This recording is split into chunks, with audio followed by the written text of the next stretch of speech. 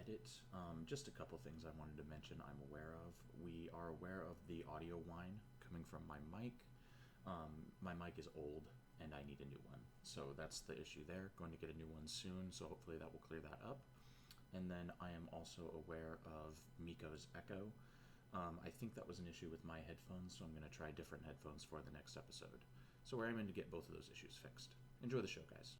Hello, hello, hello, everybody. Welcome back to the Tyria Now channel. We've been gone for, how long has it been? I think I said our last... 3.5 years? Yeah, our last podcast episode of the very famed, renowned Guild Wars 2 podcast, Tyria Now, was June of 2020. Yes. So it's been a minute. But I'm Aaron, and I'm back with Miko. Say hello to everybody. Hello, everyone. And good to be back. Yes, it is. And we're back in the, not quite Guild Wars 2 yet, but Guild Wars space. Yes. For a fun little project that is kind of a passion project of mine, I guess. So I had this idea based on a lot of podcasts that I listen to. I've gotten really into book club style podcasts with video games. So playing a video game separately and then getting together and chit-chatting about it. I don't know what it is about this format, but I adore it. So it's made me want to... I noticed that no one's doing this for Guild Wars, right? It's probably not true. Someone's probably already done this. But not that I know of, right? So I was like, we could do that. That's something that we could do and not be completely miserable doing, right? Because back when we were getting into the Guild Wars 2 area of... What was that called? The Icebrood saga in Guild Wars 2 Living World. It was getting us down. We were... It did get us down pretty far. Yeah. Pretty far down. Yeah, that is down in the dumps. We were a couple of Debbie Downers about the game, and the podcast just became kind of a bitch fest. Yeah. We would just get on and bitch about how the game was displeasing to us. So, without further ado, we are not doing that. This is not an episode of Tyria Now. This, my friends, is episode 1 of Tyria Then, a podcast in which we play through the entirety of the Guild Wars franchise, including the novelizations that bridge the gap between Guild Wars 1 and 2, in order of release. So we'll be starting with Guild Wars 1, Prophecies, going through Factions, going through Nightfall, going through Guild Wars 1 Beyond, all that content that came out after Nightfall and Eye of the North. I skipped Eye of the North. We're going to play Eye of the North. Don't worry. And then Eye of the North is so good. I love Eye of the North. It's so good. I actually can't wait for Eye of the North. I'm pumped for it. And then we'll take a look at those books that ArenaNet wrote that are hit and miss. And then we'll tackle the enormous beast that is Guild Wars 2, and we'll cross that bridge when we get there. But why don't we talk a little bit about how we got into Guild Wars? Miko, what got you into Guild Wars 1 way back in the day?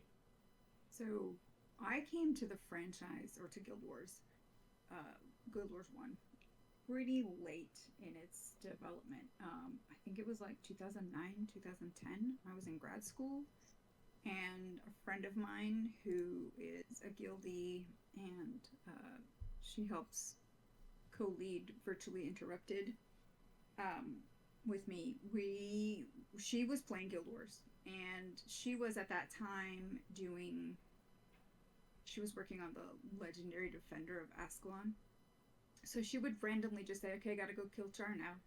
And she just kept saying this, and I was like, okay, what are these Char things that you keep talking about, and what are you actually doing? So she got me curious, and she invited me to basically just to check it out. I think it was during like the Halloween festival, so I got to do the crazy stuff with Mad King Thorn. Mad King says. She and her son were really into Guild Wars at the time, and they did one of those speed runs where they escorted me all the way to LA so that I could play Mad King Says. Which that's dope because LA looks awesome. Lion's Arch, for any of the uninitiated, looks awesome during Halloween in Guild Wars. Yes. And I was like a little lowbie, prophecies, leveling in prophecies, the level cap in prophecies is 20. Well, in all of Guild Wars 1 it was 20. And prophecies it is still the most sloggiest of slog fests in all of the Guild Wars story, I find, to level your characters in. And I was like determined, I'm going to do this the right way. I'm going to go through prophecies and I'm going to go through them in order. And I did. Prophecies was, it was a bit soul-sucking, but it was still fun. And once I got introduced in playing with hero characters, NPCs, and they could, it made things a lot easier because then I didn't have to depend on the little henchmen. Right, yeah, heroes as opposed to henchmen, customizable party members that came in with the Nightfall expansion. Well, not really expansion, but full campaign. ArenaNet is so anal about that distinction. They're not expansions, they're full campaigns. You can buy them by themselves. And what year would you say you got into playing Guild Wars? Because the game came out in 2005. Yeah, so it would have been 2009 or 2010. It was gotcha. Okay, it was so right in that cusp. Right. I've done the whole age check on my account, and it always comes back to then, which is, it's kind of wild to think about that. Guild Wars 2 was already in development and was about 2 years off from being launched. And so I came to the franchise really, really late, but had a lot of fun. Started learning about theory crafting and all of this stuff, all the lore.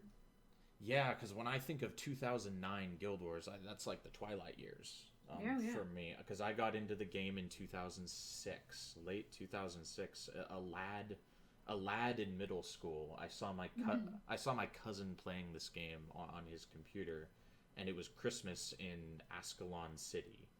And I had never seen a game that looked so realistic visually, which is hilarious at this point. But this was the best looking game I'd ever seen in my life. I was like, these graphics look real. This is we've solved graphics. This is real life on a screen that you can play. Yeah. So I had to have it. And so my dad actually already had a free trial copy of this game. And wow. I burned up the 10-hour trial, and I managed to convince him to get the full game for me for Christmas. Just Prophecies. So I was just in Prophecies. I did not have any factions. I did not have any Nightfall. And I just started playing, and I couldn't stop.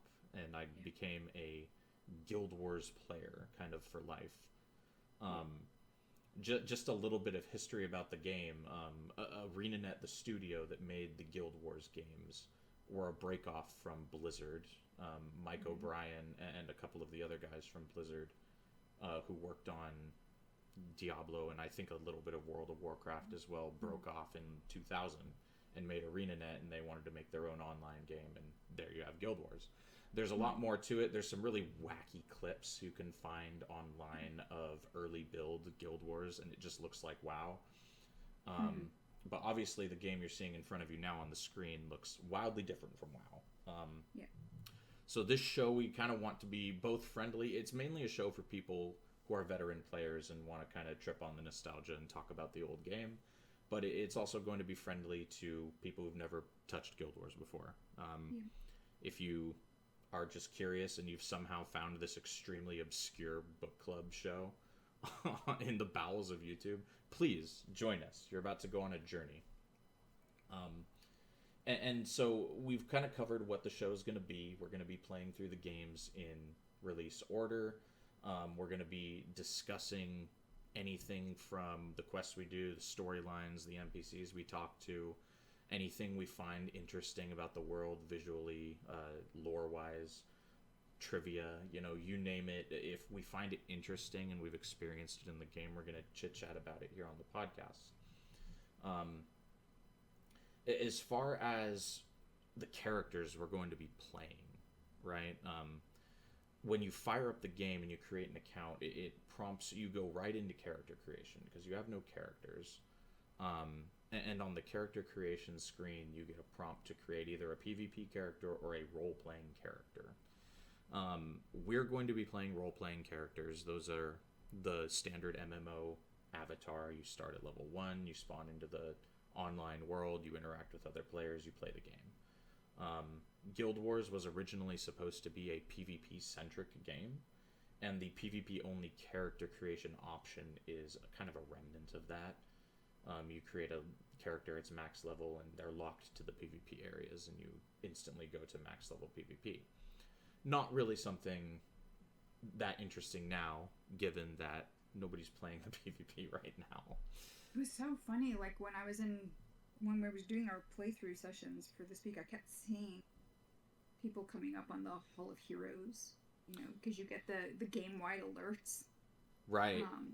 Yeah. Whenever you're if you're out in your own copy of because it's instance. That's the difference with Guild Wars, the original Guild Wars, is it's an MMO, but it's really only MMO-ish when you're in a town or a city. And other than that, you're an instanced own copy of the different maps. Exactly. Yeah, that's kind of the big thing that sets the Guild Wars 1 specifically apart from contemporary games of the time period like World of Warcraft and EverQuest, right? It's not a big open world. You have city hubs that feature other players, and then when you go through the portal out to an explorable map, it creates an instanced version of that map just for you and whoever's in your party. Those could be other players that are in your party that you then get to experience the instance with, or you can go with the NPCs like henchmen or customizable heroes. We're going to get into all of that. I think we're going to be going no heroes until Nightfall, since heroes are released with Nightfall. Yes. So we'll be rocking henchmen through factions and prophecies. Prophecies being the campaign name given to the original Guild Wars game. Of course, when it was released, it was just called Guild Wars. Guild Wars. Yeah. But then with the release of Factions and Nightfall, they kind of needed a tagline for it to call it Prophecies, because the plot of the game kind of hinges around a prophecy, but we don't start out knowing that. It's kind of revealed later. Spoilies for a very old game.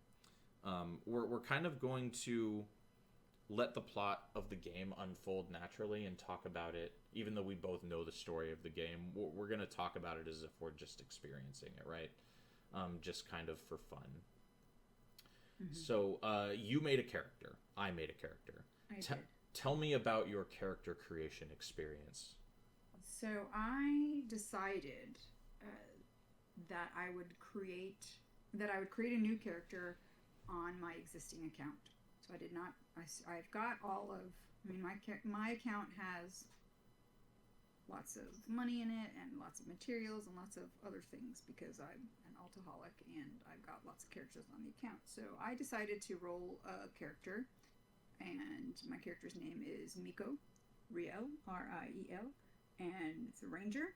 And I decided to roll a ranger and then secondary profession, which is an interesting mechanic of Guild Wars 1. I decided to go elementalist as the secondary profession, which is not a class that I felt as comfortable with even originally when I played Guild Wars. Even though I have elementalist or max level and everything, Ranger was the first class that I interacted with, played around with in Guild Wars, and so it's comfortable.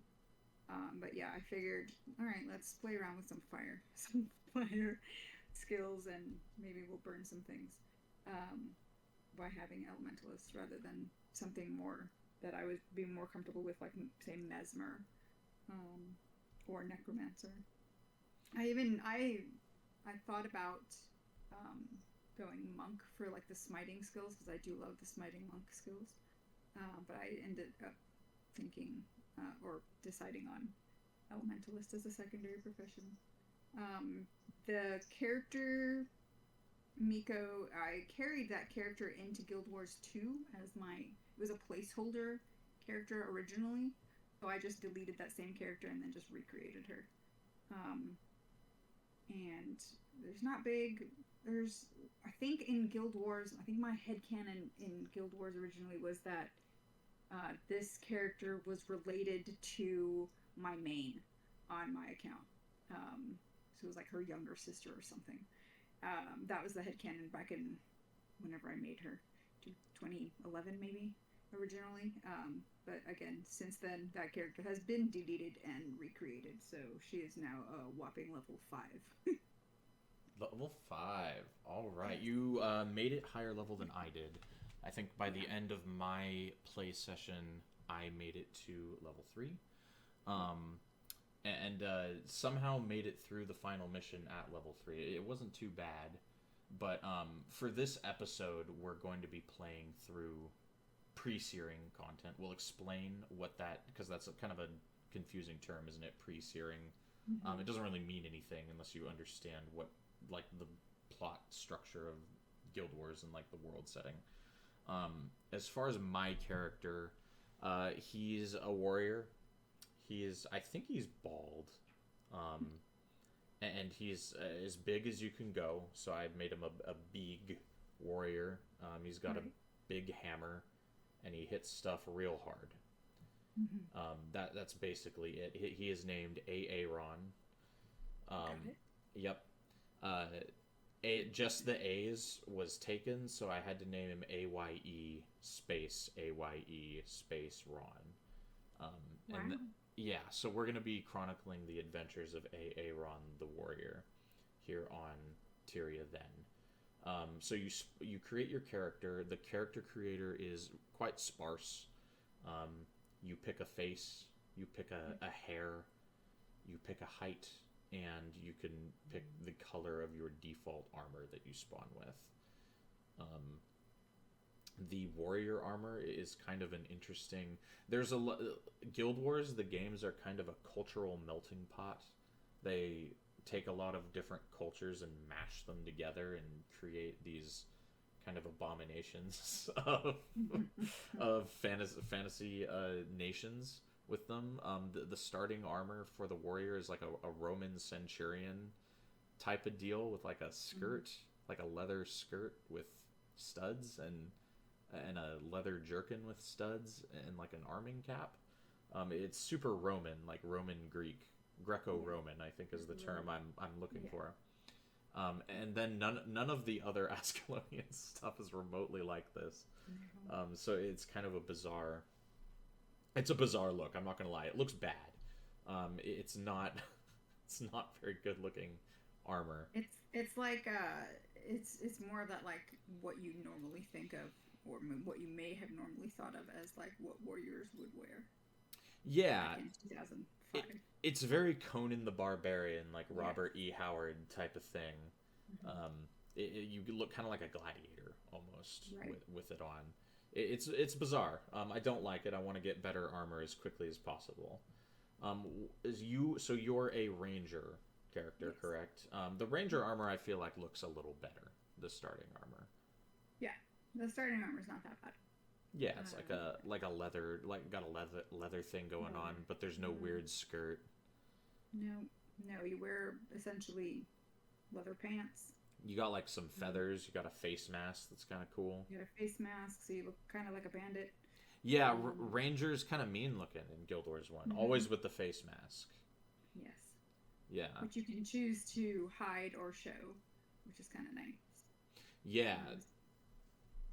And you can. It's also kind of like you can hide or show your guild's cape if you're in a guild. Right, and I always remember the cape annoying me, but the no cape look annoying me more. So I would always end up going with the cape, unless I was in a guild where the cape just was like dumb. Then I would hide my cape. So what did you do for your account? Did you roll on your account? Right, yes. Because I did something a little different than Miko did. for my playthrough of these games. I have purchased a brand new, fresh, blank slate Guild Wars account. We decided to start doing this in December, and the Steam Winter Sale was going, and all 3 games were $7. So nice. I bought them. And then Eye of the North was like $10, so I bought that too. And then the bonus mission pack is also $10. That's not bad. Yeah, it's a good deal for the games. Bonus mission pack, not worth $10, but no. I want to play them for the show, so I'm making a monetary sacrifice so that we can enjoy the bonus mission pack content. We're going to sprinkle them in where they're relevant, so people who know the plot will probably know where those are going to come in. People who don't know the plot will surprise you with where the bonus mission content is sprinkled in. Mm-hmm. So yeah, I have a complete blank slate account. I do not have material storage or money or anything to pull on. If I want new Char skin armor, I have to go kill Char to get Char hides to make it with. I'm probably going to make use of collectors quite a bit.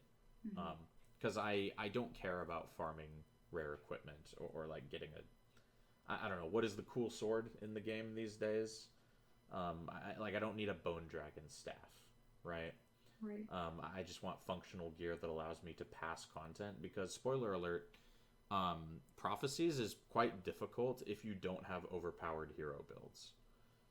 If you're trying to play through with just the henchmen and you're trying to be the level that you're supposed to be for the content, it's it's a mildly difficult experience.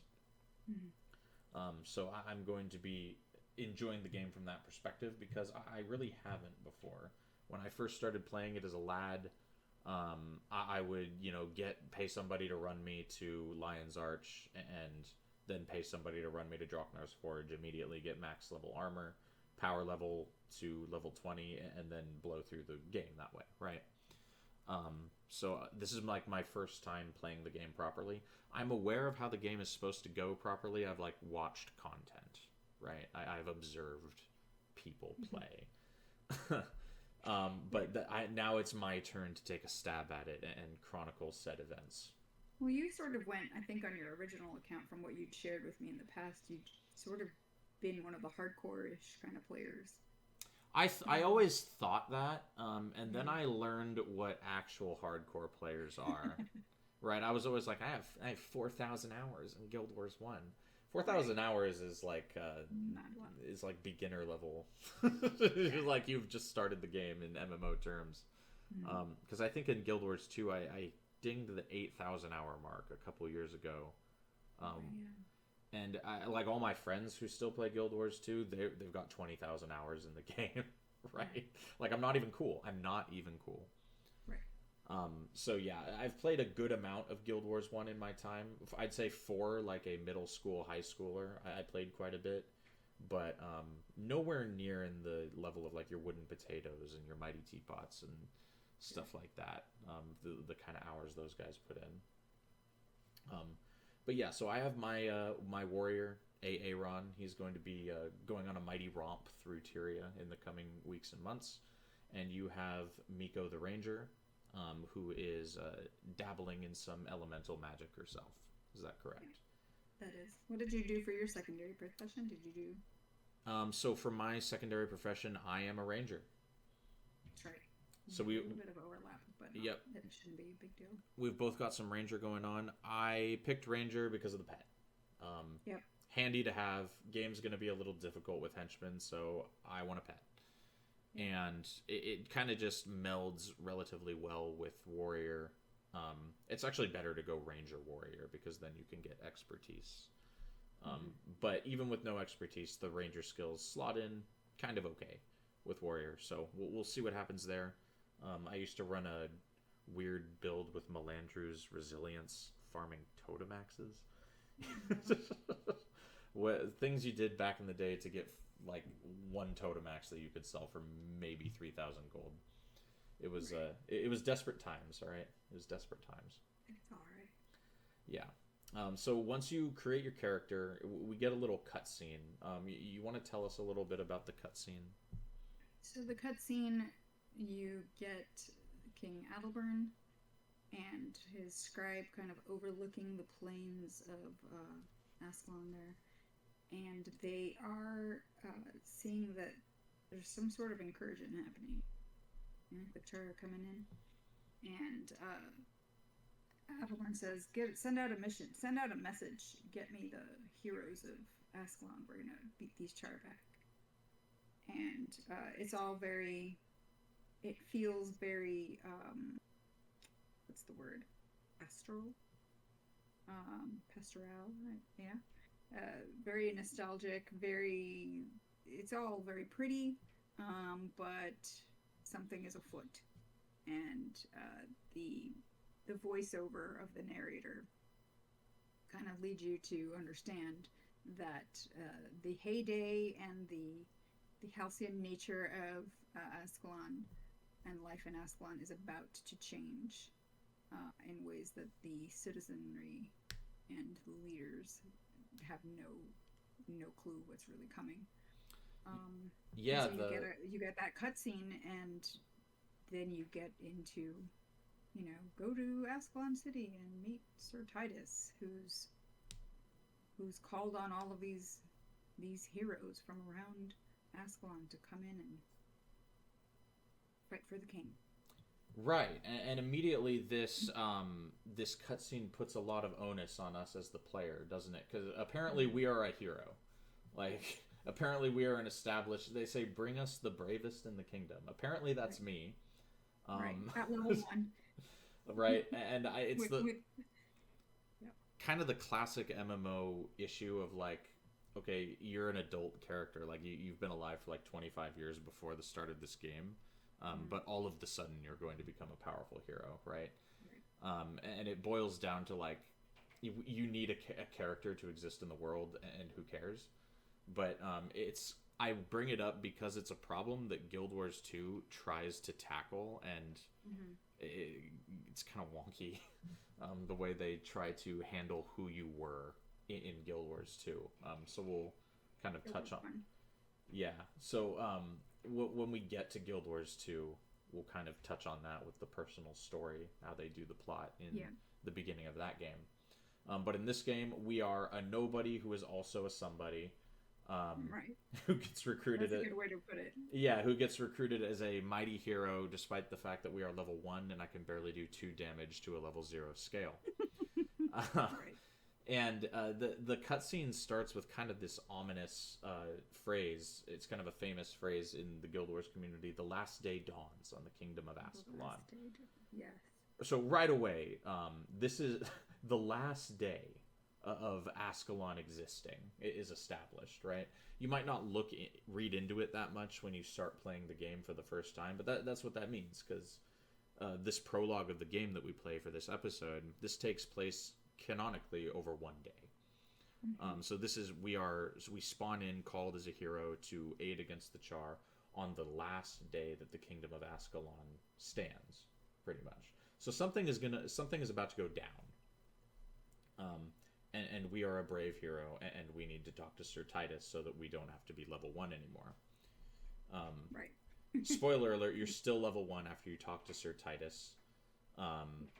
Because you get like 100 experience for talking to him, and you need like 1,000 or something to level up. I didn't look at what the number is, but man, leveling up is excruciatingly slow in Guild Wars Prophecies. In factions, they did, like in the next campaign, they just fling out levels at you. Oh my gosh, it's so good. Yeah, they just spit them out. Leveling in factions is, And just hoops out the XP. Absolutely, yeah. In factions, like the first quest you do, they're like, here's 4,000 XP. You're level 5 now. Enjoy. Yeah. And so you spawn in, and you actually speak with the town crier first. Fun fact, Ascalon has 2 town criers, and they're not that far away from each other. No. And the town crier tells us we need to talk to Sir Titus, who is like 20 feet away. He could have easily addressed us himself. Or, told us, hey, you, come here. He's very busy standing at a podium talking to no one, apparently. Yes, so, on a box. Yes, yeah, he's an elevated member of the Ascalonian community. He's Sir Titus, this like commander in Ascalon City. He's level 2, so he's not that incredible of a warrior himself. I think the guards are higher level than he is. Yeah, so I go talk to Sir Titus. He says he's been, and I quote, looking for me everywhere. So I'm a big deal. All right, right off. I'm sought after. I'm a sought after hero in this world. What does Sir Titus have you go do? So he asks you to go and run messages, isn't it? Basically, find out what's happening, because we've got to go. We've got to answer Adelbern's call to drive the Char back. Yeah, he sets us on our path to become the hero that we've always needed to be. So he simultaneously, we are one of the bravest heroes in the land, but we're also not good enough to actually do what we've been called to do. So we need to go get whipped into shape. He sends me to a guy named Van the Warrior, who's just a tutorial NPC that you go talk to. He tells me to kill some scale, right? For the uninitiated, scale, Skale, are they're murlocs from World of Warcraft. They're little fish people. The Guild Wars version. If you're a D&D player, they're like the Koatoa. They're little fish guys. They live by rivers. They're level 0. I go murder them. I enjoyed what Van the Warrior tells me, because he goes, "Hey, there's a scale invasion at the river. Yeah.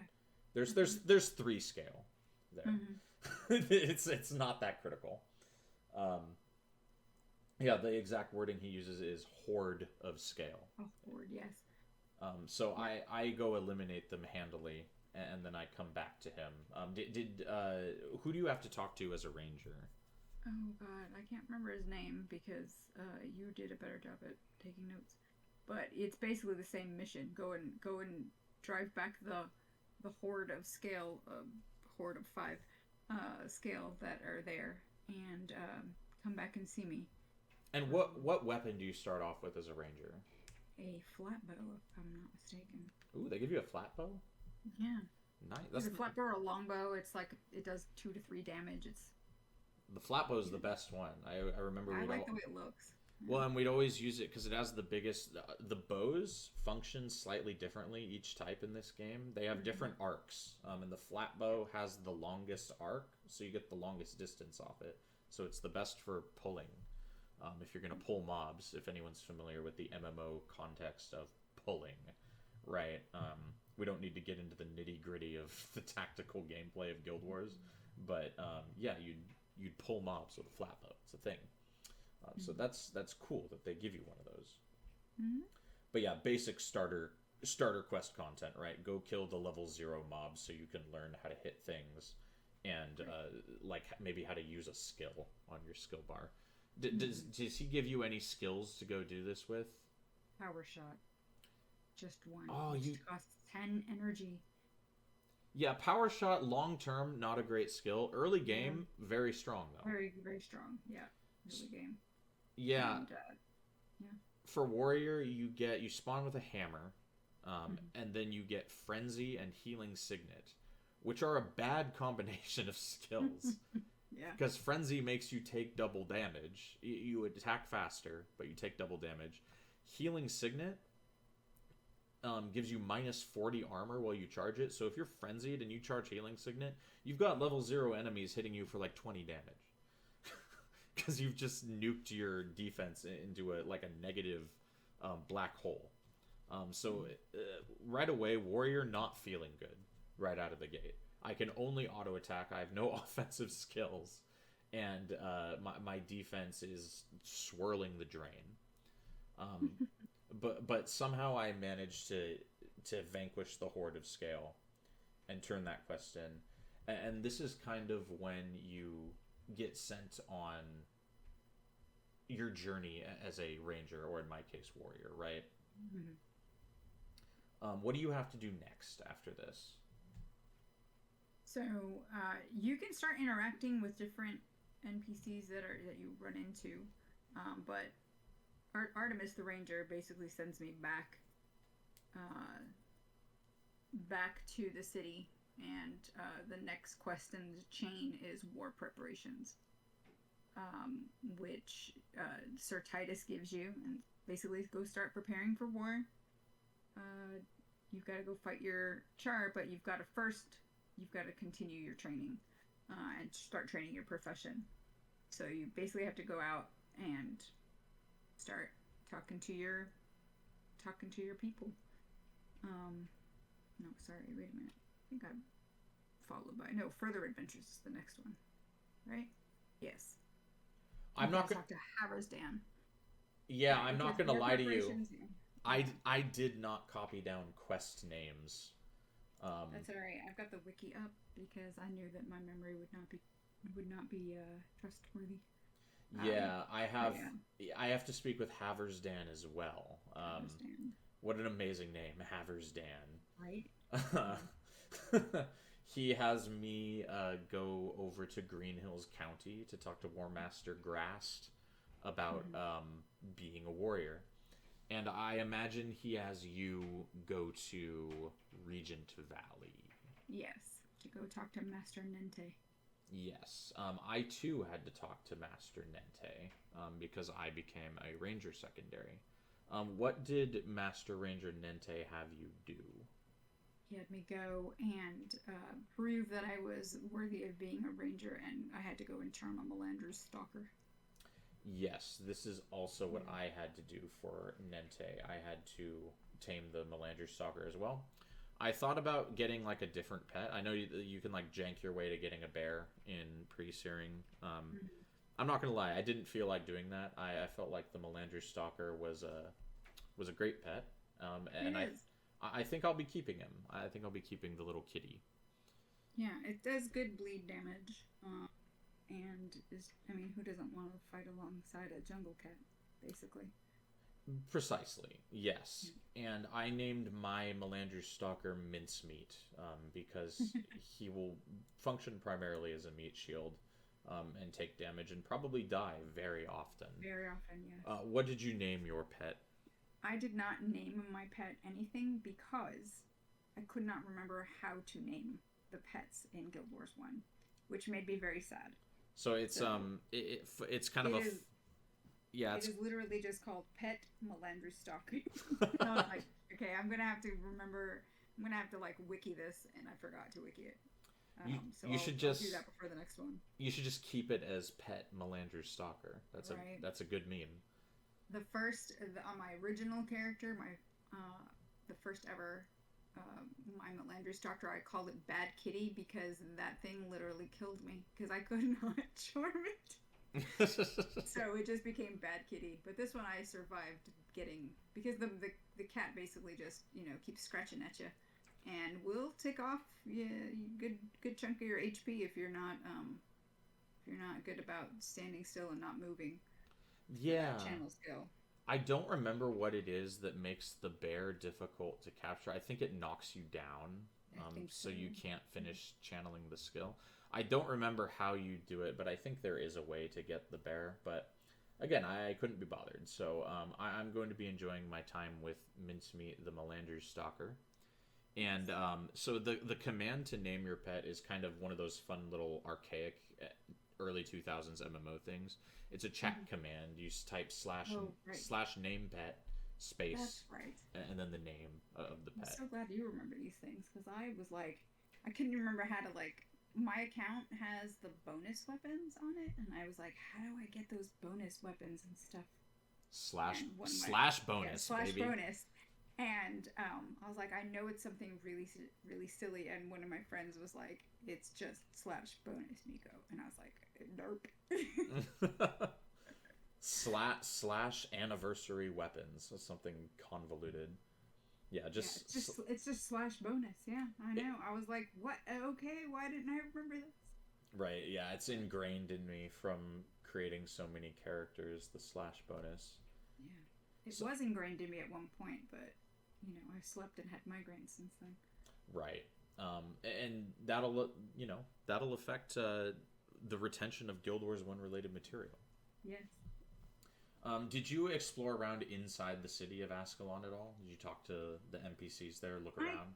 I did. I went over to Lieutenant Langmar, not because I could get any of the Vanguard quests that they added, for those crazy people who liked to do get the legendary Defender of Ascalon title, um, which I never have been able to get because the grindiness of it, of going through death leveling, I just couldn't. I couldn't do it.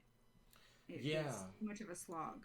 And I am not one of these very patient MMO players. I like to just get my quest done and keep on and explore and whatnot. Yeah, Farming and all of that, I'm not about. I love the concept of death leveling. I could not be bothered to do it, but I love that it exists. So Yes. for anybody who isn't familiar with the concept, what you had to do. So I don't know why. First of all, I love that ArenaNet made this made the game this way, made this possible in the game. So the idea of death leveling and legendary defender of Ascalon is, if you, this pre-searing setting that we're in, again, that term pre-searing doesn't really have any context yet, but it's a tutorial zone. It's separate from the main game. You cannot access this area that we're in the main player populated game. It's specifically a tutorial. It's locked. You cannot access a guild hall. You cannot access storage, right? Your bank. You can't do either of those things, so you cannot move things in between post tutorial and pre in the tutorial. So if you wanted to reach level 20, max level in the game, in this tutorial zone, before they released the quests that Miko mentioned with Captain, or Lieutenant in this case, Langmar, you had to engage in a practice known as death leveling. The easiest way to explain this is, when we kill monsters, we get XP for killing them. When monsters kill you, they get XP for killing you, right? So the way you would circumvent the fact that once you're level 10, you can't get XP for anything or level 15, I think, you can't get any more XP in pre-searing, because the amount of XP you get for killing an enemy, it gets lower and lower the higher level you are in comparison to their level, right? To a maximum of 5 levels difference, I believe. So at level 15, you'll no longer get XP for killing the level 10 bosses that you can find in this tutorial zone. So what players would have to do is they'd have to drag an enemy over to a resurrection shrine, and then let the enemy kill them and get XP, and then they'd res at the shrine, and the enemy would still be aggroed to them, so they could keep killing them, keep leveling the enemy up, and then they could kill the enemy one time and get the XP drop for one enemy kill, and then they could drag another enemy over to the res shrine and start over. This process is extremely long. It requires hours and hours and hours of just AFKing, right? You'd pull your mob over in the morning, you'd go to work, and you'd let that mob kill you for 8 hours. Then you'd come back and the mob's level 20 or level 18 or whatever, and you kill it and you get like 240 XP. And that was your day's worth of XP. And people would level all the way to 20 doing this. Insane. Absolutely insane. Hats off to anybody who successfully leveled this way. I could not be bothered. I never did this. I got the Legendary Defender of Ascalon title when they released the updated quests late in the game's lifespan, to allow people to do it. But I think it's incredible that ArenaNet made the game so that enemies actually get XP from killing you. That's hilarious. Yeah. My friend Star, who I mentioned earlier, she was working on this title when I first started, and Lieutenant Langmar was released. I think it was, I forget what year Lieutenant Langmar was added to the game. Was it 2011 or something? 2010. Like that? I want to say 2010. I want to say, but don't quote me on that. Yeah, and she was like, Langmar's quests made the last 4 levels bearable. Bearable was the word she used. Because she basically got to level 16 in pre-searing, and it took her 455 hours to get to max level. 12,101 deaths. 12,101 deaths. Oh my Yeah, that's the kind of dedication that we're talking about. Just you have to leave your PC on an AFK every day so that an enemy can kill you repeatedly at a resurrection shrine. Hilarious. How did it compare with yours when you got the legendary defender? Yeah, I did. So I just did the Vanguard quest. I created a character specifically to do this on. And the most efficient way to do this is to take the Vanguard quests and grind the mobs. So you don't actually turn in the quest. You just take I think the Foibles Fair one is the most grindable. And you just grind the mobs out doing it. It still takes a little bit of time, but it's nowhere near the dedication of death leveling. And that is how you would achieve level 20 in the starting zone. A lot of people leave their character in the starting zone as just kind of it has its own economy because it's completely locked off from the rest of the game. So it's this crazy economic weirdness that like you open the trade chat in pre-Searing Ascalon, and there's people trading like bizarre things that would never be worth anything in the actual game, right? But the resources are so limited in this tutorial zone that anyone staying here and wanting to like min-max their gear within the tutorial zone, all of a sudden this purple smiting staff becomes highly valuable, right? It's hilarious. And I was really surprised to see how many districts, which is how the servers work in Guild Wars 1, how many districts were available in pre-Searing cities and outposts. I think there was like 3. Yeah. In that I saw as the highest in just Ascalon City. I was like, that's wild. Yeah. For a game that is, however, almost 20 years old. We're going on 20 years in 2025. Yeah. So we're a year out from 20 years of Guild Wars, which is impressive. We should be on like Nightfall or something by then, hopefully. Right. So yeah, I too ran around Ascalon City a little bit. I talked to a man that's a little bit off to the right of the main gate named Neymar. Neymar is Crichton, and he has the Crichton model for all the NPCs that you find in the nation of Kryta later in the game. So he's like kind of dressed like they kind of dress them in these smocks, right. Kind of a generous term. And they have sort of tribal tattoos. They look very different from the Crichtons of Guild Wars 2. Guild Wars 2 is set, of course, 250 years after the events of Guild Wars 1, so there's some cultural change that occurs in that time. And I helped Neymar pay his rent. So he's behind on rent. And I went and talked to the Miller Upton down in Ashford Village. Yes. And I moved a beehive for him. And apparently that enabled him to help this man pay his rent.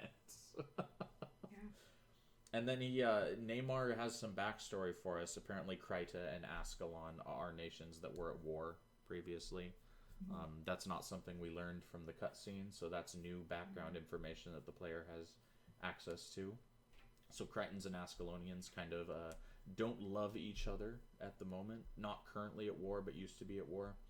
And apparently after you complete the quest, Neymar will tell you that his father is with Ascalon's Chosen, and he doesn't explain what Ascalon's Chosen is.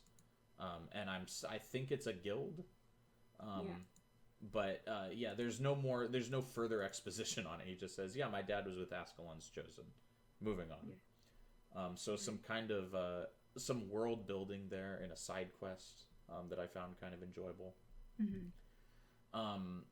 And I find it depressing that the idea of rent exists in the world of Tyria, because I play these games to escape the mundane reality that is my life, and I don't want to hear about people being behind on their rent. It makes me sad. Yeah. Prince Rurik, an NPC named Prince Rurik, is chilling here in Ascalon City up the stairs a little bit. He's the son of the king that we see in the cutscene. He has a very cool flamey sword. Yes. That's a cool sword. I like that thing. It is. It's a very cool sword. It's still a very cool sword, even in Guild Wars 2. Yeah, it's a very famous sword famous, skin. Famous sword. The fiery dragon sword skin. I'm a big fan myself. Yeah. Maybe I will get myself one, but I think that Aaron is going to be a hammer wielder. I think that's going to be my roleplay persona, is big Aaron hit thing with hammer. Yeah. And then I have a note here that just says walking everywhere manually sucks. And that's the end of the note.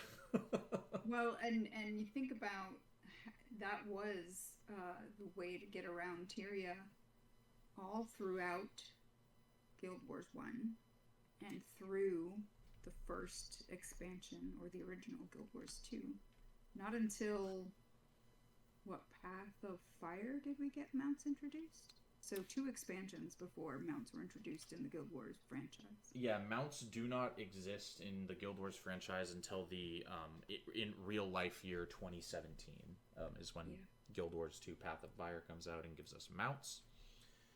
Before that, on foot. You can't even jump in Guild Wars 1. No, you can do slash jump. That's an emote. You can emote jump, but as far as interacting with the world, you cannot jump in this game. No. And that's you'd be like amazed how many people that is a deal breaker for. How many people will not play the game because you cannot jump in it. I've tried to show this game to people, like get Guild Wars 2 players into Guild Wars 1, and they're like, I can't jump? No, I'm not playing this. How funny. Yeah, incredible. It is kind of a janky feeling game to play if you're familiar with modern gaming standards, right? It's kind of clunky. It has very low polygon counts that you can probably see in the video footage right now. But yeah, I chit-chatted with Prince Rurik a little bit. He didn't have anything super interesting to say. He does say that Ascalon is the greatest nation in Tyria, which is debatable, considering everybody in Ascalon seems to be level 3 or below. Right. And then I ran into an elementalist girl named Sin. Yes. And she'll be coming up later in the plot, but we can't really talk to Sin very much right now. She says, and I quote, when you click on her to talk, she says, and I quote, "I can't be bothered right now." So she's kind of rude, and we're gonna learn a little bit more about that. Did you go up to like the back area of Ascalon City? I didn't. I explored the steps. I found Langmar. I found the historian. Was it Kimmer, the historian? Yeah, Kim's the historian. Yeah, Kim's. That's it. And so that was a good little nostalgia because he will become an important little NPC throughout your questing and life throughout the campaigns to remember your achievements. Right. Yes. And I talked to. I got a quest from a girl whose name I'm forgetting, who's looking for her brother Orion, and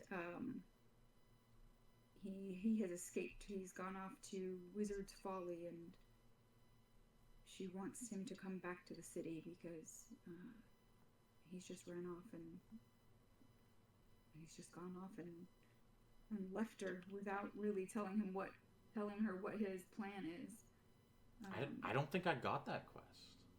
Yeah, it's a random side quest. Sandra is his sister, Sandra Ellick.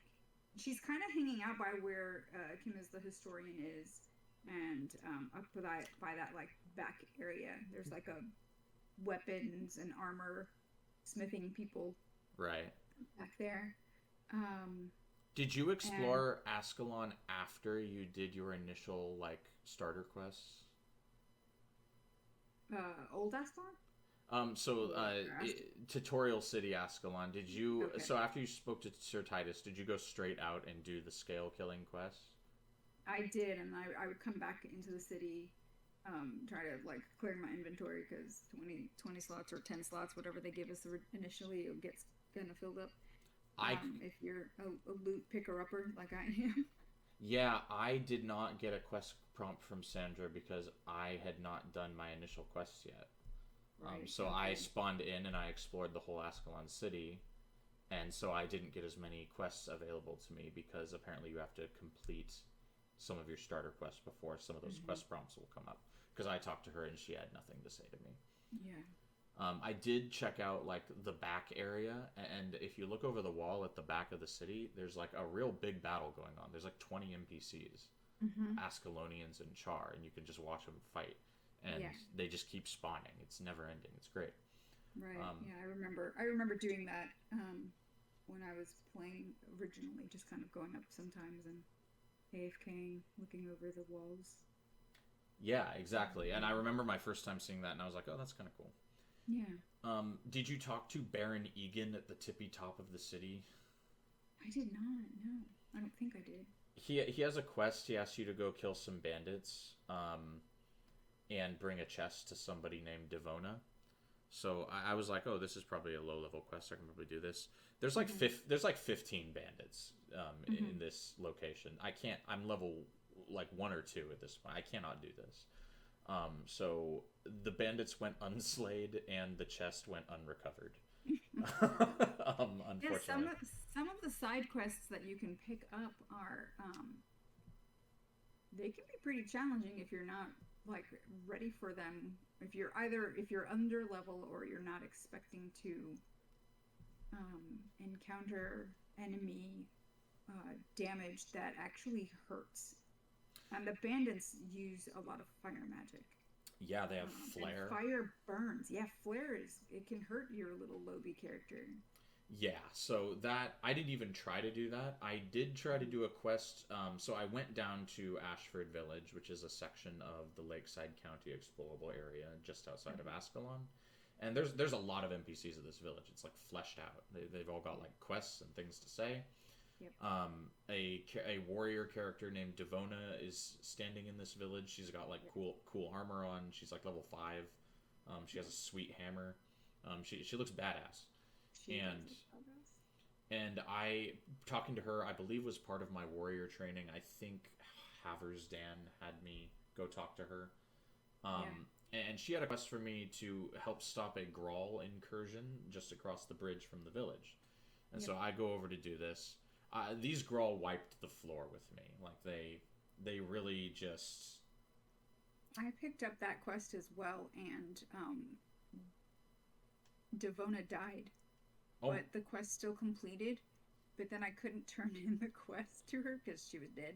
That's hilarious. And I had to go into Ashford Abbey, which is the local little outpost near this little village, and then come back out, and she had respawned, and I could turn in and get my 250 XP or whatever it was. Yeah, so what level were you when you completed that quest? I think I was like level 2 or 3. Wow, because I was level 2 and I could not do it. It was too much. So that quest also went uncompleted for me, which is probably why you're level 5 and I'm level 3, because you finished these.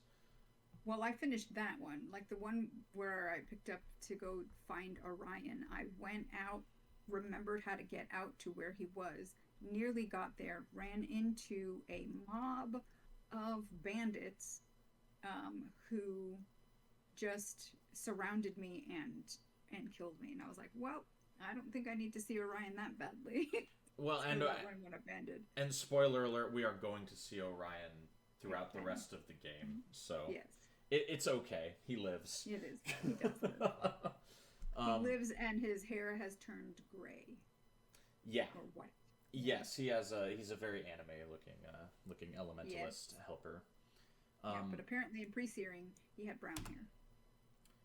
Did he? I did not know that.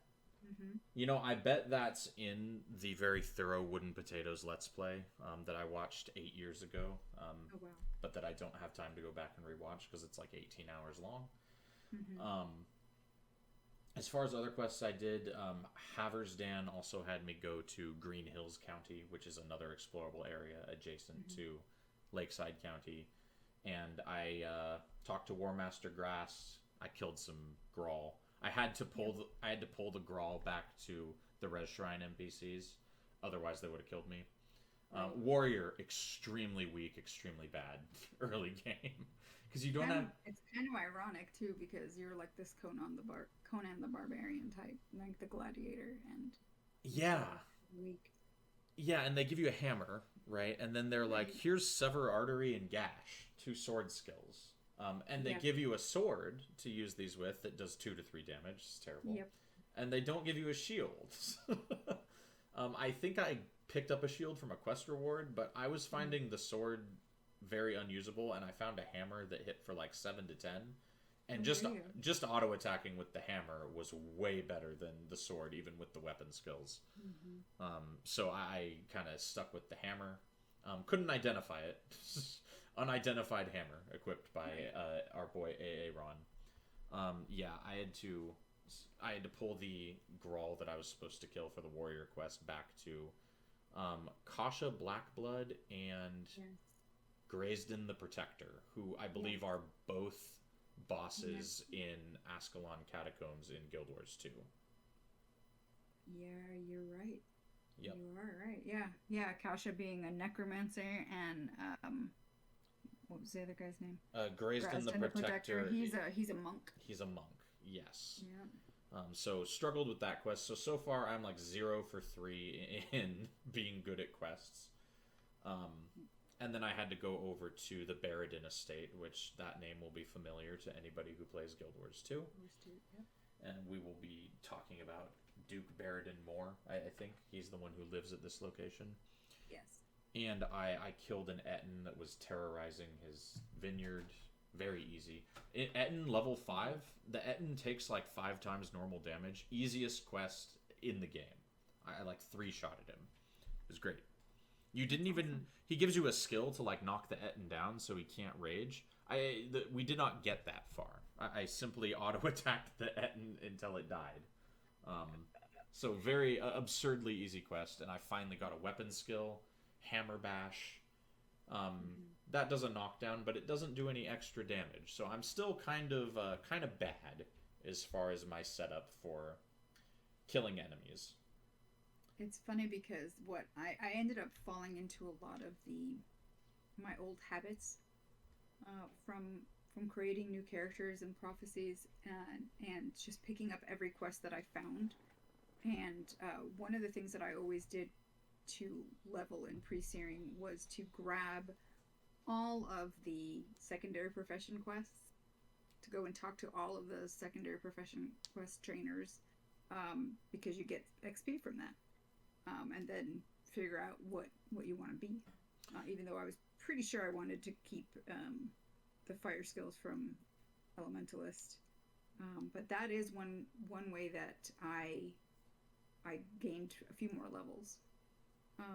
And I picked up a side quest that I think it was Devona who gives it to you, and she wants you to go and find out what kind of dissent or not dissent there is amongst the citizenry of Ascalon about the king. And whether or not people think that Adalbern is doing a good job, or if they want the previous king, who, fun fact, was Grenth. My cat is knocking things over in the... Okay. My cat decided to sleep, so this is good. I'm leaving it in. I think I like the cat knocking over noise. Yes. So, yeah, Grenth apparently was a previous king of Ascalon, which I did not know that. Or I never realized it, playing through Guild Wars all these many years. You mean Grenth, the god of death? He was a king of Ascalon. I thought he was the son of Dwayna. That's what I thought as well. And so, yeah, let's see if I can find it in, I'll see if I can find it in the wiki while we're chatting. Yeah, well, because I'm just not... I was never the most versed in the lore, so that's fascinating. Oops. Yeah. So it's opposition to the king is the name of the quest, and it is given by Devona. I did remember that correctly. And she tells you that the previous king was, let's do a little searchy search, Grenth be Just, who nearly brought Ascalon to ruin. They forget it was Adalbern who saved us from the guild wars and the old king, Grenth be Just. That was his name. His name and was... so, yeah. And so I was like, is this Grenth? Like, the god of death Grenth? Because, what? Or they just... So that was the first... Or they just recycled the name. Yeah, they just doubled up on, like, a very important name. Yeah. Which, I mean... It's amazing. That was the first time I'd ever seen that, and so I was very shocked and surprised. Yeah, I like that. I like the energy of just being like, yeah, we can use that name again. It's fine. Mm-hmm. Yeah. And then so, I think as far as the last side quest that I did was, I did this quest because it's kind of a meme of a quest. I helped Paulus the Abbot in the Catacombs get his artifact. You can chit chat when you get to Ashford Abbey. You can, which is right next to Ashford Village, the village that we meet Devona in. You can chit chat with Brother Menlo in there, who is a character we are going to see more of as the game develops, and he will ask you to go help Paulus the Abbot get an artifact out of the Catacombs. Mm-hmm. So I went in there, and the Catacombs are pretty cool. They're like this really big, for a tutorial area, they're a really big, like, dungeon type of thing. Yeah. And they've got with all sorts... Poison water. Yeah, with poison water, and I love this, because this is hilarious. So Paulus apparently is a smiting monk and is incapable of casting any healing magic at all. Which, based on the logic the game has constructed thus far, it doesn't make any sense, because I'm not a monk either. I have 0 healing prayers, and I can cast Horizon of Healing. And I do so to keep Paulus alive, who is, by the way, the abbot of an abbey. That's like the highest ranking. It's like the leader, right? This man can't heal anybody. Mm-hmm. This guy's a bad abbot. We need to elect a new abbot. This guy's bad. He's bad at his job. He needs a level 2 warrior to heal him while he goes into the Catacombs. Yeah. So I did that. It was very easy. You just spam Horizon of Healing on cooldown pretty much, and you win. So you kind of like run in there and you follow him, and he grabs a thing, and then he runs back, and you just heal him the whole time. It's very easy. And you kind of teaches you how to heal other players, right? It's kind of tutorializing the healing aspect of the game. So that was a very simple quest that I did that I thought the concept of was just funny. I talked to Necromancer Moon in the Catacombs. I decided not to do her quests because you have to go super far into the Catacombs to do her quests, and I was like, I'm level 2 Necromancer Moon, and I'm not. I did that quest, and I got turned around, which happens to me quite a lot because I've got bad directional sense. But I did follow, and you've got to like bone minions, and to get to kill the enemy that she needs killed, and then come back. But there are like flame traps, and you're supposed to use the bone minions to basically suicide themselves on the flame traps. That's so like that you can go in and kill. That's very advanced mechanical play for this tutorial area. I feel like. Yeah. As a seasoned Guild Wars player, I don't think I've ever done that with bone minions. Mm-hmm. I ended up suiciding myself and then resing at a res shine, and then I was like, crap. And then going back and finding my way. It kind of speaks to the bizarre notions that the developers had about their own game, because there's a very famous clip of a developer explaining that the advantage of being a warrior elementalist is that you can knock someone down and then cast Firestorm so that they take the damage, which is like a hilariously bad strategy for a warrior in a PvP setting, right? So when the developers made this game, they had all these ideas about like how players would play, and then a lot of them didn't really translate to how the optimal way to play the game with the gameplay tools available. I think suiciding your minions into traps is one of them, because you can just heal your way through the traps, right? And that's probably what most people end up doing. Unless you're not quick. Right, yeah. I was not quick, and I didn't even know where the edge of the trap was. I thought it was further in, and it was further out, like closer to me. And so I just got my toe on it and blew myself up. It was really sad. I'm a 6-year monk main. I'm very fast with the healing whack-a-mole game, with the clicking the health bars and hitting the skills. Mm-hmm. I have a lot of experience with that. That's kind of what I'm good at in this game. So playing warrior is kind of weird because I haven't played very much of it. Yeah. So we did some side quest content. Miko made it to level 5. She did a lot of stuff. How long would you say your play session was total up to this point? Probably about 3 hours. Okay, so mine maybe about an hour more than you, I think. Yeah, mine was about an hour and 45. So you, I think you were a little more efficient with your content completion than I was. I did a lot of running that I'm gonna cut out of the video because it's just running, right? And eventually, once we get our second profession, we are permitted to leave tutorial zone, right? Which, in the context of the story, is they want us to participate in a big offensive against the Char. Yeah, and I forget who it is that asks us to deliver a message to Sir Titus, but we're to deliver a message to Sir Titus that the Char are like planning a really gnarly offensive, and they don't know what it is, but they know it's going to be really bad. Very big. Mm-hmm. Yeah. And I did want to mention that when I killed some Grawl for War Master Grass in Green Hills County, he says the only good Grawl is a dead Grawl, and I thought that was pretty mean, because the Grawl are there's a little more to them in Guild Wars 2, but in Guild Wars 1 they're kind of just fodder. But the Grawl seem to be working in tandem with the Char as well, as far as this tutorial area, because we see the Grawl in this mission that we have to do to leave. Yes. So we talk to Sir Titus again, and he wants us to participate in this big offensive against the Char, and this is the mission that we undertake to leave the tutorial area and join the main game. And the quest prompt for leaving is, I am ready to leave everything behind. Yes. And he says, are you sure?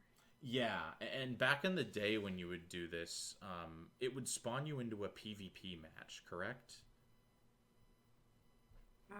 I don't remember that. Yeah, when I was playing. So, and you joined the game a little late, so you might have gotten this skipped, but you used to, so when players would join this mission to join the main game, it would put you into a skirmish match against other players who were queuing to join the mission, and I'm hazy on it, but I believe you would have to do this skirmish until you won, and then you could join the mission. Yeah.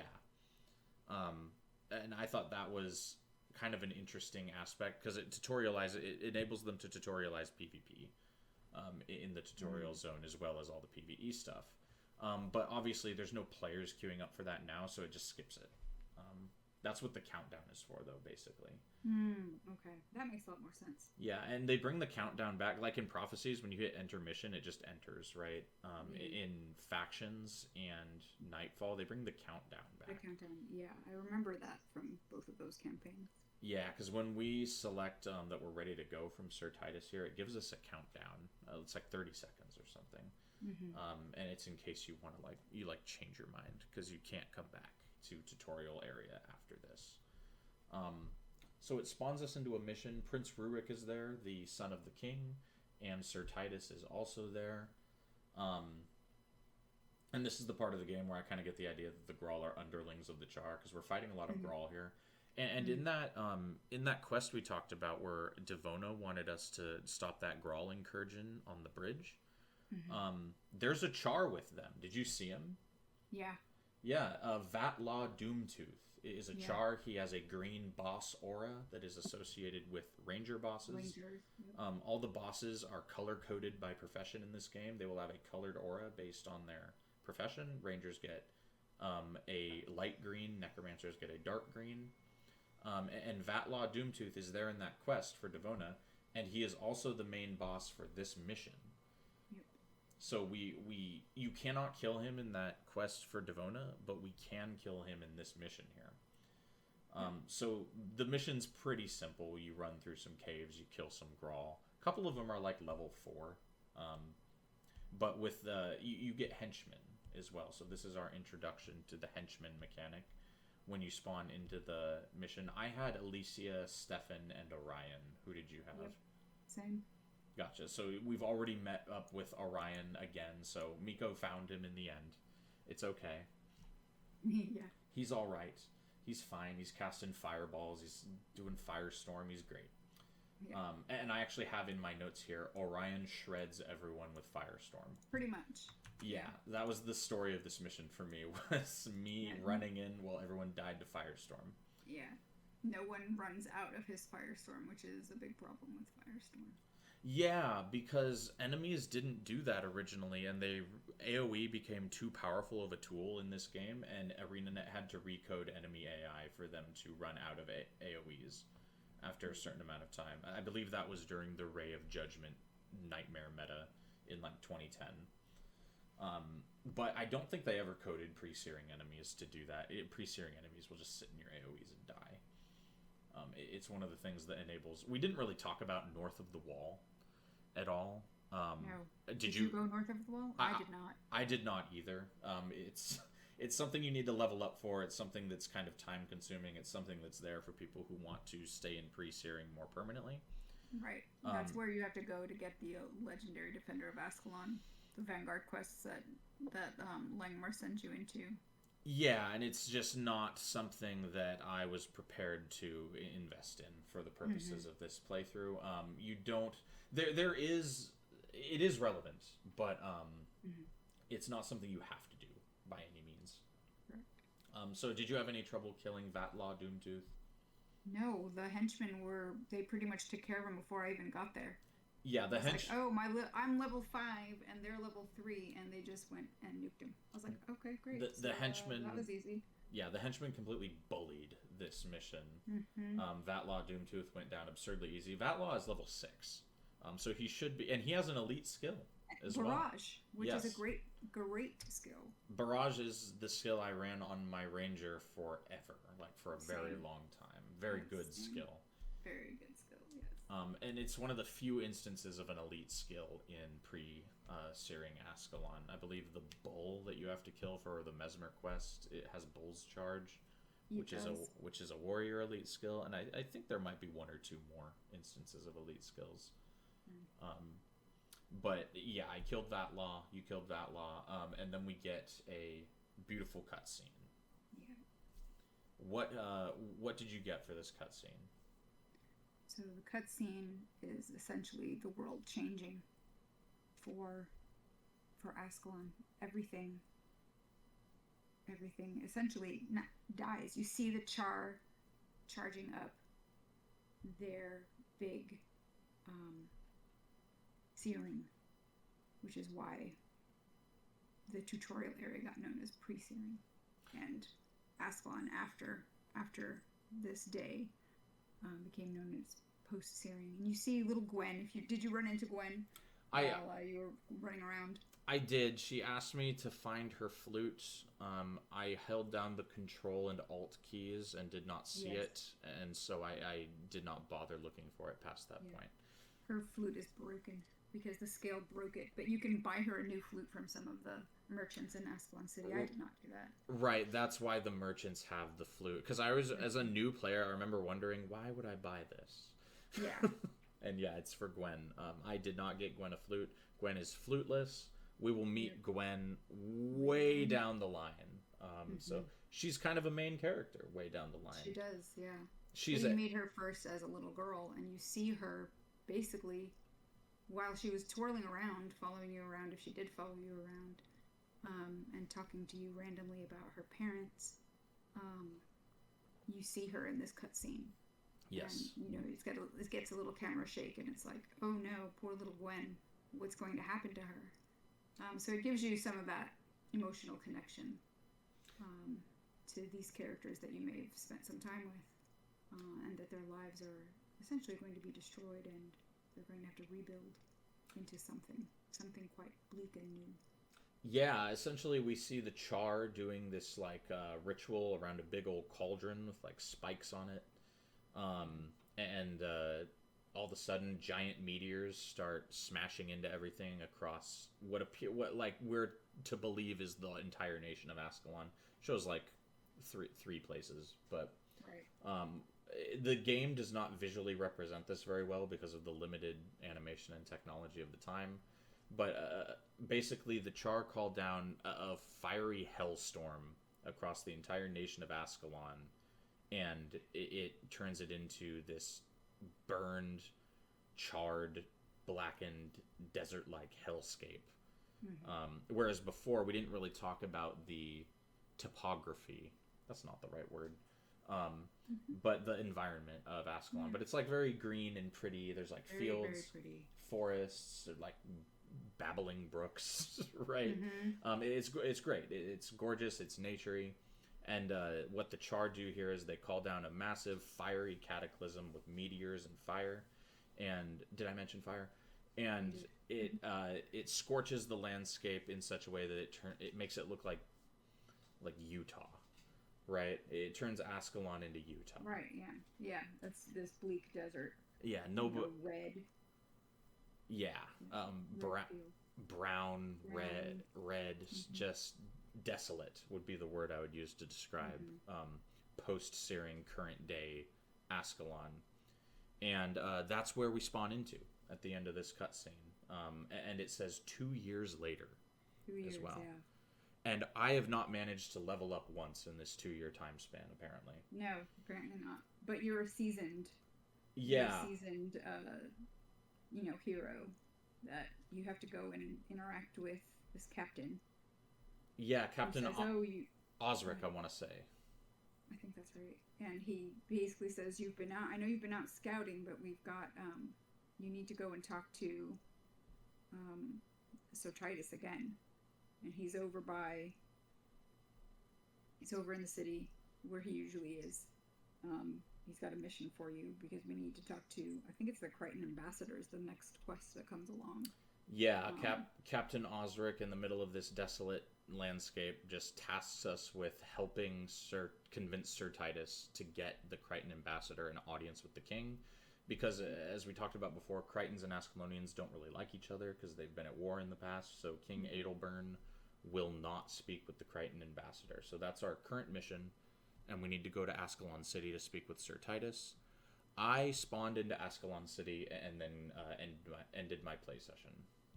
Yeah, I started actually getting some ranger skills because I never did manage to get any more in pre-searing. I had like 5 skill points. I have about 15 gold to my name, so no skills for me until I go get some money. Yes. But yeah, and that's pretty much where we're going to end the first episode's play session, getting through the pre-searing content, getting through tutorial, and spawning into Old Ascalon to resume our adventures next episode when we play through all of the Old Ascalon content. Kind of level, I want to say like 3 to 7 type of content in that sort of territory. So that's where we're going to end it for today. We're going to pick it up with Old Ascalon in 2 weeks with next episode. So this will be coming out on January 21st, 2024. And then 2 weeks from then, I didn't check what date that's going to be. February 4th. Yeah, February 4th is when we're going to have episode 2 talking about everything we're going to be doing in Old Ascalon. So up until that point, where can people find you on social media, Miko? You can find me on Twitter at InkySticks, INKYSTICKS. Or you can find me on our Tyria now, because we haven't changed the name of our Twitter account. X, whatever account. I still call it Twitter because, yes. It's Twitter. It's Twitter, and Elon Musk can just stick it. So Tyria now, we're still there on our Twitter account and on YouTube. Perfect. Yes. If you'd like to interact with me in any way, I'm going to be on the Tyria Now social medias, so Tyria Now on Twitter and YouTube. Currently, those are the two places we're at. There is a Tyria now Twitch. No promises for any Twitch content, but you never know. You might as well drop it a follow. And we're going to be trying to get this up on some audio-only platforms. For now, it's just YouTube, but I'm going to be working on audio-only to get things up on maybe Spotify and Apple Podcasts. Maybe Google Podcasts, whatever platforms there are for like an audio-only RSS feed. And then February 4th, we're going to be coming out with episode 2, Old Ascalon. We're going to be playing through this in segments based on regions, so kind of the regions the game progresses through, we're going to follow the game by region. That's a pretty good way to break it into chapters. So, with that said, that is going to be the end of episode 1. It went way longer than I had intended, but I knew that was going to happen, so what are you going to do? And I think we will see everybody on the next episode. Yeah. We'll see you next time. All right, bye everyone. Bye.